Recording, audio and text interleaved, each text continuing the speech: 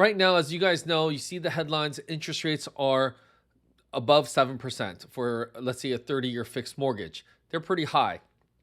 But let me just make sure that we're clear, pretty high compared to earlier this year or last year or within the last couple of years. They are high compared to that.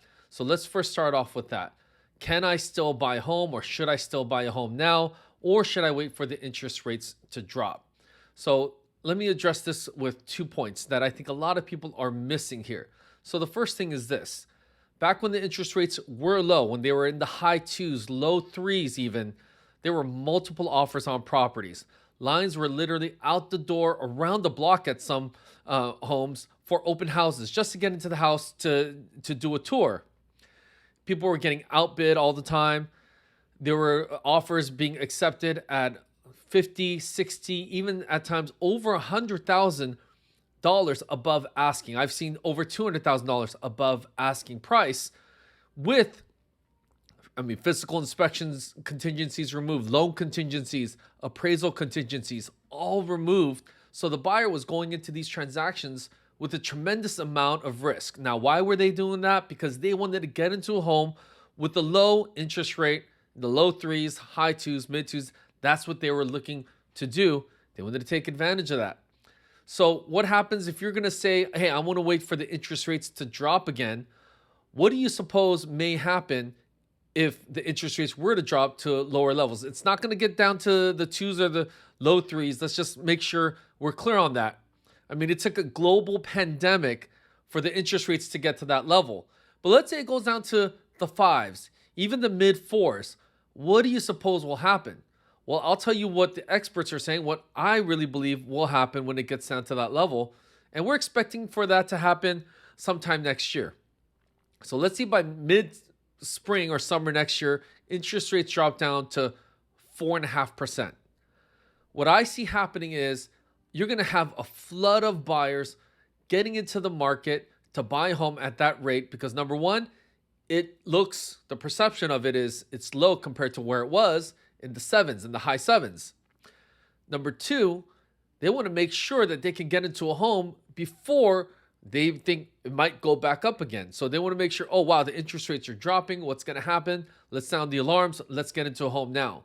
And also, one thing that we forget is a lot of people that were trying to get a home or thought about getting a home earlier this year or last year and that didn't do it are experiencing a lot of FOMO right now. I'm hearing it all the time from buyers. Look, I'm in this business every single day, all day, and I'm hearing it from a lot of buyers that are saying, man, I really regret not buying a home or during that time when the interest rates are low. So you're going to get a lot of FOMO and they're going to be jumping in. So it may even be as crazier than it was earlier this year or last year when the interest rates were much lower.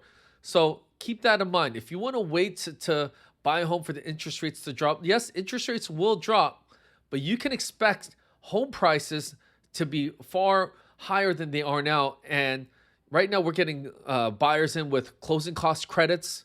We're getting buy downs, which I'm going to talk about next. We're getting requests for repairs covered, right? And before there were no such things as requests for repairs. I think almost every buyer that we closed a transaction on was giving free, the buyers are getting free. The buyers are giving free rent back to the sellers. The sellers were able to stay at their homes 2, 3, 4 months. I even saw at one point 5 months for free. The sellers were staying for free for 5 months. That's how badly the buyers were trying to get into the home. That's how bad the competition was. So now let's recap. All I'm saying is this. If right now you're able to buy a house, meaning the monthly payments make sense for you, it's within your budget, you can get pre-approved for the type of house or the type of home that you want to buy, or you just want to get into a home and start off maybe small with a smaller condo and work your way into that dream home. Right now we can argue that it could actually be a better time for buyers to buy now rather than for the interest rates to drop again. And the biggest reason why it would make sense now too as well is a refi is pretty much inevitable. It's gonna happen because those interest rates will likely drop. Experts are saying probably next spring, next summer, or even fall. once inflation is controlled, interest rates come back down, and then you go in for the refi. The key and the name of the game is get into a home. Get into a home, buy that house, because remember, you marry the house, you're dating the interest rate. You can always break up with that interest rate when something better comes along.